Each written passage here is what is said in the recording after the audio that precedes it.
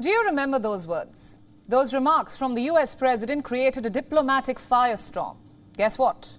Joe Biden has done it yet again. He says if China attacks Taiwan, the US will come to the island's defense. Listen in. But would US forces defend the island? Yes, if in fact there was an unprecedented attack. So unlike Ukraine, to be clear, sir, US forces, US men and women, would defend Taiwan in the event of a Chinese invasion? Yes. No ambiguity whatsoever. The US will come to Taiwan's defense. For those keeping account, Biden has now made the same commitment to defend Taiwan twice. And on both these occasions, the White House has rushed to clarify its remarks. But is anyone really buying those statements? More importantly, is Beijing convinced? We'll try and answer that. As Biden handed China another opportunity to challenge Taiwan militarily. In the next few minutes, we'll tell you about the fallout. We first begin with the latest. Biden's comments were part of an interview with an American broadcaster. Almost immediately after it came out, reporters reached out to the White House. They wanted a clarification. They wanted to know if the US policy had changed. The White House, however, stuck to the old script. The US policy has not changed, they said. Allow me to quote. The president has said this before, including in Tokyo earlier this year. He also made it quite clear that our Taiwan policy has not changed. That remains true. So what policy was the White House talking about? Strategic ambiguity. What is that all about? Let me explain now. For years, the US has walked a diplomatic tightrope over Taiwan. Americans shied away from choosing one side. To China, they promised to adhere to the One China policy. The policy that declares Taiwan is actually a part of China. The US signed on to this in the year 1979 when it snapped all formal ties with Taipei in favor of Beijing. But Washington never really abandoned Taiwan completely. It passed the Taiwan's Relations Act in the same year, that is 1979. It allowed the US to sell arms to the island. Another commitment was part of this law. It says the US will come to Taiwan's defense in case of an attack. But this clause is written rather ambiguously. It doesn't really specify how the US will defend Taiwan.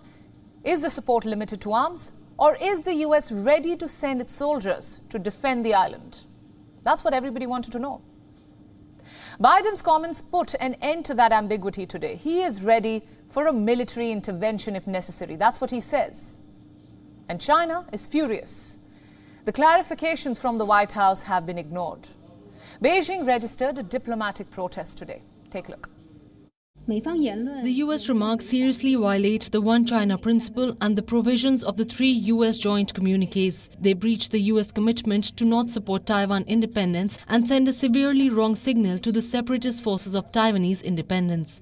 China strongly deplores and rejects it and has made solemn complaints with the US side. That sounds like a threat. The Chinese military threatened Taiwan too by sending its warships and warplanes.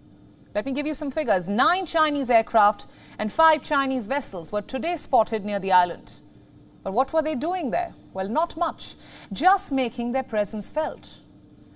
These are what military experts call grey zone tactics. The Chinese military has perfected this approach. So what are these grey zone tactics? They are essentially coercive and provocative military moves. They stop short of an actual war, but these are good enough to keep someone on their toes.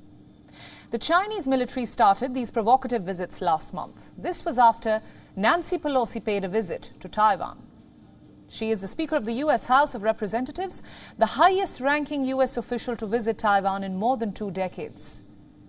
Beijing saw this visit as an out-and-out provocation, a signal that the US is ready to support Taiwan with a military invasion.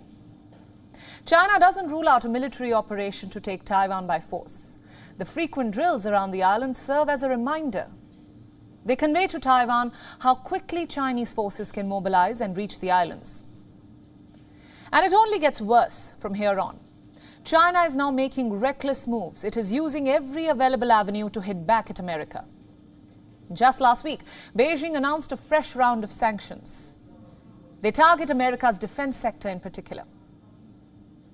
The sale of arms to Taiwan by the United States seriously violates the One China principle and the three Sino-US joint communiques, especially the August 17th communique. It seriously damages China's sovereignty and security interests, Sino-US relations, and the peace and stability of the Taiwan Strait.